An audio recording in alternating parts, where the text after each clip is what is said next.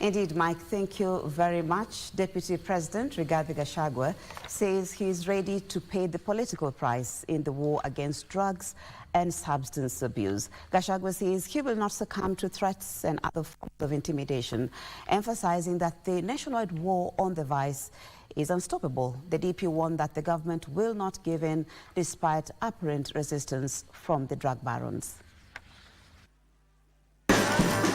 Deputy President Rigathi Gachagua says there are quarters hell-bent on scuttling the crusade against illicit brew and drugs in the country.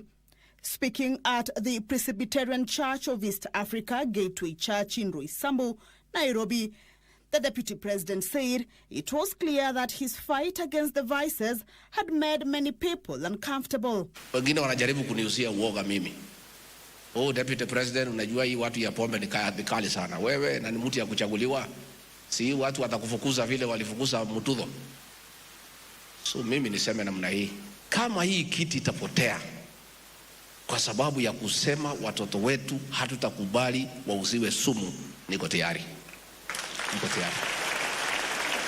Na hakuna kiongozi yeyote gavana unajua mtu angetaka kuwa anaongoza walevi tupu.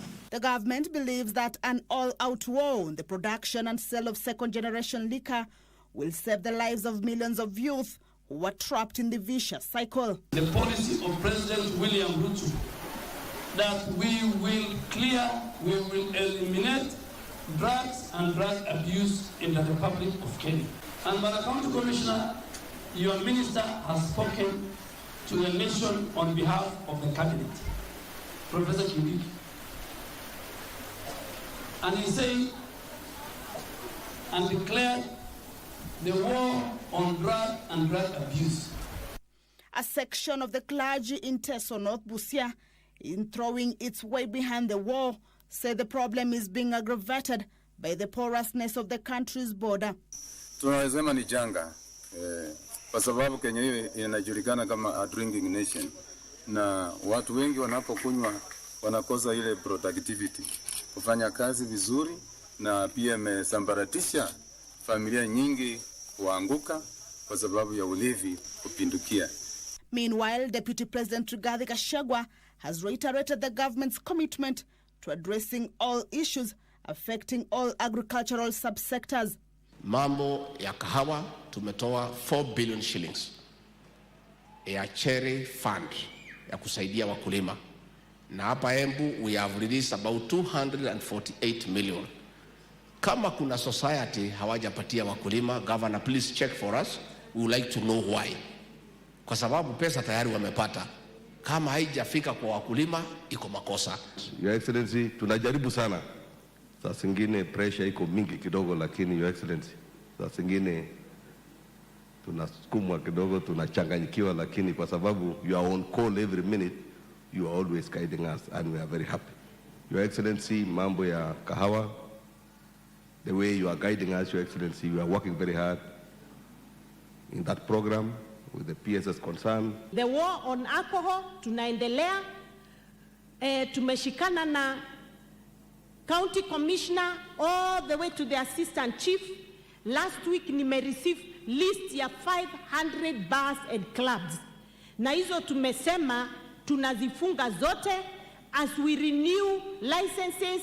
The DP is set to meet representatives of avocado farmers on Tuesday for a comprehensive engagement on issues affecting the subsector.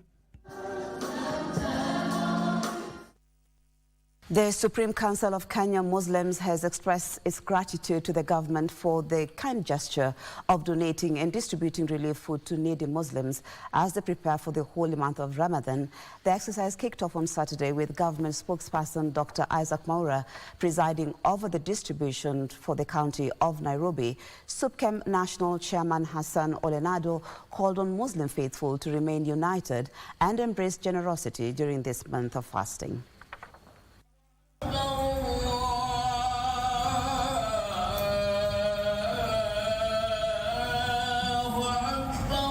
As Muslim faithful across the globe prepare for the holy month of Ramadan, where fasting is prescribed for believers, the Supreme Council of Kenya Muslim has lauded the government for launching the Ramadan special relief allocation and waiving taxes on importation of dates which are favorites for breaking the fast.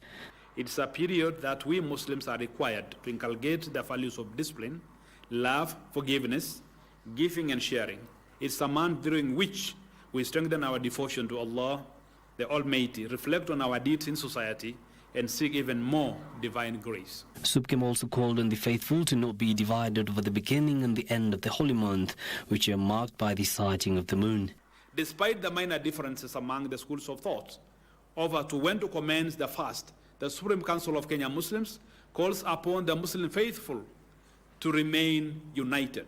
In Nairobi County, Zakat Kenya has commenced its annual distribution of foodstuff to aid needy Muslims across the county to have decent meals as they break their fast in the evenings of the holy month. Mwezi wa Ramadhani ni mwezi wa rahma, ni mwezi wa kuhurumiana, ni mwezi wa kushare. Yule ambaye yuko nayo ashare na yule ambaye hana.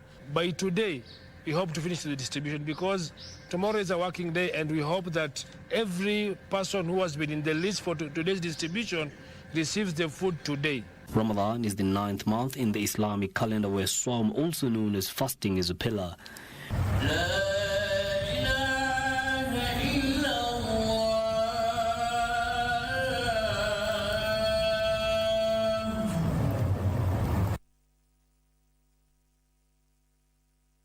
The prolonged crisis at the Independent Electoral and Boundaries Commission means some of the country's democratic processes are at a halt. While some of the commissioners have had their terms expired, others have resigned. Thus, the secretariat in place cannot handle its core mandate. As such, not only have the electorate in Banissa constituency gone without representation in the National Assembly for close to a year, but the 12-year-old, that is the constitution deadline for review of boundaries, and therein the probability of adding more constituencies is also just weeks away before the end of the month. Now, Give Us a Minor puts this into perspective, taking into account frantic efforts to resolve the crisis.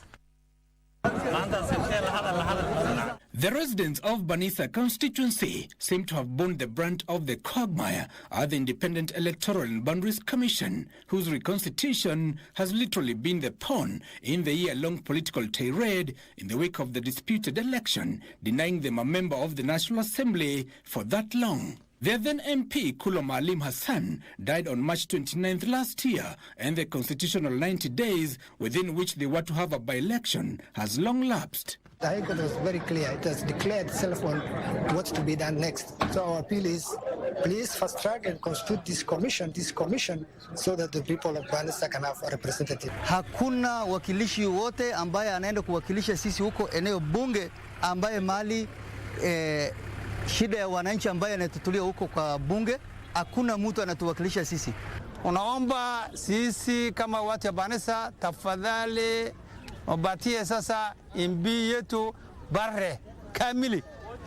The mistrust between the political divides saw their battle over IBC's reconstitution in and out of court, with eventual preference for dialogue. This latest option portended a deal struck in the report of the National Dialogue Committee presented to President William Ruto and opposition leader Raila Odinga on Friday. And I'm very proud that we finally have a report, and the report has already been adopted by both houses of parliament, and we are now well on course to implementing it. I will be in touch with Honorable William Ruto after he's been given this report, he's received this report, to see how we can get together to ensure that the other matters which have been referred to us are dealt with, and that report is implemented in the full. The bipartisan report recommends an amendment to the IBC Act of 2011 to reconstitute the selection panel, increasing it from the current 7 to 9 members to accommodate a wide spectrum of stakeholders and interest groups, such as the Law Society of Kenya. To avoid a similar pitfall in future, Mandera North MP Bashir Abdullah is proposing that the IBC CEO be empowered to conduct by-elections in absence of the commission. Besides the February High Court orders to the Nelson Makanda-led IBC selection panel to immediately recruit the new commission, the next constituencies and ward boundaries review ought to be undertaken and completed by this month. Such a tightrope to walk. Give us on minor reporting there. The Prime Cabinet Secretary and Cabinet Secretary for Foreign and Diaspora Affairs, Musalia Mudavadi, is expected in Denmark on Monday, that is today, to represent President William Ruto in the Danish-Africa High-Level Dialogue Summit on strengthened partnership between the Kingdom of Denmark and Africa. The High-Level Dialogue Summit seeks to address the new Danish policy anchored on 3 pillars of trade and investment, climate action, peace and security. Mudavadi will also hold bilateral meetings with the Danish Prime Minister and leading Danish investors to discuss strategies to explore untapped opportunities. The theme of the dialogue being strengthened partnership with Africa for mutual prosperity resonates extremely well with His Excellency President Ruto's advocacy for a paradigm shift from donor-recipient partnership to a partnership at equal level for mutual benefits of all the partners. Public Service Cabinet Secretary Moses Kuria is calling on Meru political leaders to unite and complement each other in delivering services. Speaking during a church service in Imenti, Meru County, Kuria said political differences will only deny the region development. Meanwhile, National Assembly Budget Committee Chairperson Ndindi Nyoro has assured coffee farmers of guaranteed returns, saying that 6 billion shillings have been allocated to Coffee Charity Fund. Public Service Performance and Delivery Management CS Moses Kuria was in Meru County for a church service and fundraising event, as well as to preach political unity to a divided Meru political leadership. Mkiendelea vita ya viongozi hapa Meru, mambo itakuwa inawapita juu. Na msisahau, kama kuna kitu ya Meru ilikuwa imeandikwa ikuje Meru, mkute mnapigana. Bado si ati itaenda kukuliwa na mbwa. Kuna wengine wanagojea. Speaking at a similar church service in Eldoret, National Assembly Budget Committee Chairperson Ndindi Nyoro said the government had enhanced budgetary allocation for farm inputs. Na ile fertilizer tunanunua tukienda mbele is what we call crop specific fertilizer. Kama ni mkulima wa mahindi, anapewa ile inastahili mahindi. Kama ni mkulima wa kahawa, anapewa ile inastahili kahawa. Kapseret MP Oscar Sudi warned officials from the National Cereals and Produce Board against demanding bribes to serve farmers. Kuna shida cereals. Mtu anaenda, anaandikisha anataka fertilizer, lakini usipotoa kitu, unaambiwa usijui uko na bangapi huko nyuma. Mimi nataka niwapatie onyo, na hiyo maneno tumesikia. Especially Lesos. Hiyo ukora lazima ikome. Elsewhere in Kakamega County, a section of legislators led by Lugari MP Nambi Nabuera now want Parliament to probe the recent promotion of teachers by the Teachers Service Commission. TSC wanakuja mbele ya kamati yetu. Watuonyeshe usawa ulioko katika majina ya promotion. The Minister for Education, he will come to Parliament next week. Atuambie hizi interviews walifanya hapa Kakamega, watu wenye waliajiriwa walitoka wapi, because hawajatupatia majina, wameweka tu kitu inaitwa TSC number. And the visiting East Africa Legislative Assembly members have called for more efforts to promote regional integration and development. Integration is people-led. So people also need to take initiative. Take the trouble to find out what is East Africa all about. The representatives, led by South Sudan's Sakai Deng, were speaking in Narok, where they also relished Maasai roast meat and soup delicacies.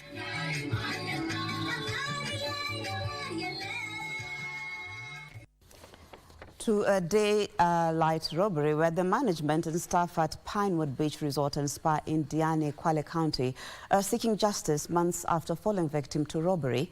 The aggrieved workers say despite the availability of CCTV camera footage as evidence of the crime committed by armed robbers, no action has been taken and the criminals are still at large.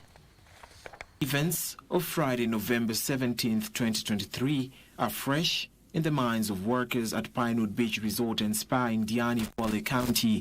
The daylight robbery was captured on CCTV cameras. A section of workers injured during the incident has visible scars as a constant reminder of the harrowing ordeal. Mimi yule mpishi mwenye nilipigwa chini pale, nilivamiwa na watu kama 4-5 hivyo, walinipiga nikiwa chini. Mpaka sasa tunavyoongea, hii alama yenye naona hapa kwa ubavu, hii ni alama yenye ni tukio ambalo lilitokea ile siku ile. Tulipigwa na tukaumia. Na statement zikachukuliwa, sisi wenyewe tukachukuliwa, tukapelekwa sisi, tukaenda mpaka polisi, tukaandikisha statement. Washukiwa walishikwa na wakawekwa ndani. During the attack, property worth millions of shillings was destroyed. Dozens of domestic and foreign tourists who were being accommodated at the hotel were left shaken. Kama mimi niliumizwa meno, wengine walikatakatwa. Tuliumia sana na kulitokea majeraha mengi sana. We need justice. Yeah.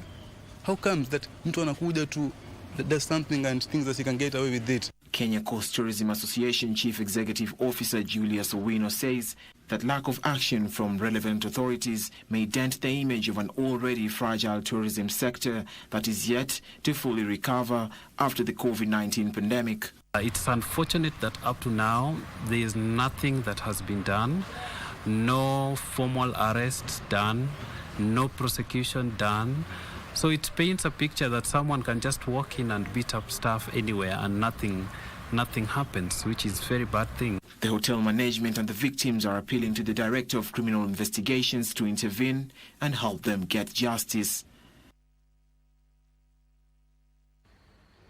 Quite an unfortunate incident there, and hope that justice will be served as soon as possible. Now, they say that blood is thicker than water, but for 9 siblings from Chepsir, Kericho County, this has lost value in the ensuing contest for control over a 90-acre piece of land left behind by their late parents. The wee hours of Sunday saw goons invade the land in question and lay waste 45 acres of tea and grazing land, allegedly under the instruction of 5 sisters. Let's get the details of that story. Control over the vast prime land has for some time pitted siblings against each other. 45 acres of tea have been destroyed. Navier grass, trees, exotic and indigenous. At the center of the storm is a court ruling is said to have favored the 5 sisters against their 4 brothers, though no directive was given. Our brother and sister are the ones who are doing these destructions. And in a sad twist of events, alleged hired goons invaded the farm, destroying a 45-acre tea plantation and grazing land on Sunday morning to the chagrin of the aggrieved 4 brothers. So you can tell I'm so emotional about this. We need to come in here. The government need to come in here and see what's going on here. The 4 brothers are now calling for government intervention in the dispute that seemingly escalated in the past week. And we are still in court. But our sisters and brothers came and started destroying the crops. So it's very tough. Necessity is the mother of invention, a saying coined by Greek philosopher Plato centuries ago still holds today. However, when design is added to inventions, the outcome are products that not only solve problems or meet a need, but which bring both beauty and aesthetics in various facets of our daily lives. This year's Nairobi Design Festival was replete with such innovative artistry. Ralph Wangutse sampled some of these innovations in the following report. In a buzz of excitement, artists and designers converged in the Nairobi Design Weekly Festival to showcase their innovation, creativity, and resourcefulness through art, photography, and fashion to address challenges caused by globalization. Here you'll see what design can do with the Redesign Everything Challenge. That's open to the 20th of March, and that's something people can get involved in. It's got cash prizes, it's got a business accelerator in Amsterdam. So that's for all different creatives from across the industry from many African countries. We have vendors who come on the weekends to sell products. We have exhibitors who are here to showcase bigger things sometimes smaller things. And we find outdoor spaces, we find indoor spaces for them to exhibit. We also have workshop spaces. The event, which prides itself in promoting community and cultural diversity, attracted exhibitors from different cultures, including the Turkana community. We do portraits, we do paintings for traditional information. We get some, by doing portraits, we portray the culture of the community, Turkana community. The festival organizers are urging Kenyan artists and designers to take advantage of the available opportunities within and outside the country. Fashion designers, a lot of the time, start their businesses as hobbies, but they don't have the business skills to make it profitable, to make it a sustainable business. We also do installations where fashion designers can show their designs just so that they can interact with customers, get real-time feedback, and at the same time showcase their designs. Currently in its 9th edition, Nairobi Design Festival is taking a key role in shaping Kenya's creative economy. Ralph Wangutusi for Good Morning Kenya. Thank you, Ralph Wangutusi. Now to the counties where residents of Ivona village in Lugari constituency, that is in Kakamega County, are demanding the arrest and prosecution of police officers who shot and killed 2 young men. Now the deceased were allegedly on their way to work when they fell victim of the fatal shooting. Addressing mourners at the funeral of the 2 young who were shot and killed allegedly by police in Nairobi, Lugari Member of Parliament Nabii Nabwera, his Kolomani counterpart Bernard Shinali, and Kakamega County Senator Boni Halwale supported the call for accountability and justice in the murder case. I've decided on my own to petition Parliament to confirm all those boys for that company be closed. Sheria ya Kenya lazima tulikula kiapo na namuuliza Rais William Samoei. With due respect, you cannot preside over government where they are casualizing every job. In the meantime, the Ministry of Agriculture has assured maize farmers that no farmer who registered for subsidized fertilizers will be left out as the planting season is set to start. Shida ya mbolea sio hapa Kipkelion peke yake, Kenya mzima imetatuliwa na utaona vile itachaa kwa kila depot na kila pahali penye wakulima wanaenda kutoa. So wakulima wasikue na wasiwasi kwa sababu tayari serikali wametatua. In West Pokot County, several organizations and stakeholders have called for an affirmative action to assist women from marginalized communities cope with the climate change and other emerging challenges. Women have ventured in ushanga, that is, they do beadwork, of which they don't have proper marketing. So that one is not enough to cater for their needs. So you find education also is still a problem. in our community. And the Business and Human Rights Resource Center has highlighted the urgent need for investors to prioritize the rights of workers, indigenous people, and local communities amid reports of human rights violations. As a country now, we are moving forward with the National Action Plan on Business and Human Rights, where we have domesticated the UN guiding principles on business and human rights. Elsewhere in Nakuru County, licensed scrap metal dealers are appealing to the county's administration to reconsider a downward review of the license fee. Nakata license 250,000, tuliomba at least hiyo license irudishwe kama 100,000, na pia tunaomba pia gavana wetu license yetu ya scrap tunalipishwa 100,000, na tunasumbuliwa sana na watu wa county. Tungeomba hiyo license irudishwe 10,000 vile ilikuwa.